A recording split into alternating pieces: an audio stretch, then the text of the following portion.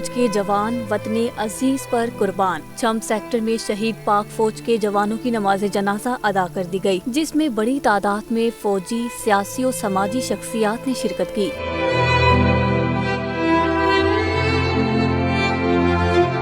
شہداء کو مکمل فوجی اعزاز کے ساتھ ان کے آبائی علاقوں میں سپرد خاک کیا گیا، پھولوں کی چادر چڑھائی گئی اور فوجی دستے نے سلامی دی، گارڈ آف آنر پیش کیا گیا اور والدین کو شہید کی یونیفارم اور بیجز دیے گئے۔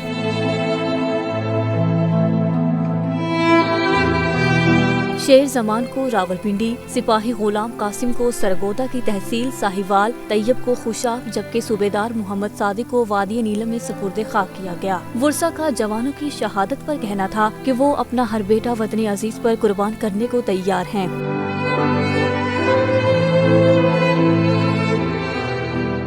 شہداء کے والد کا کہنا تھا کہ بیٹے کی شہادت پر سینہ چوڑا ہو گیا۔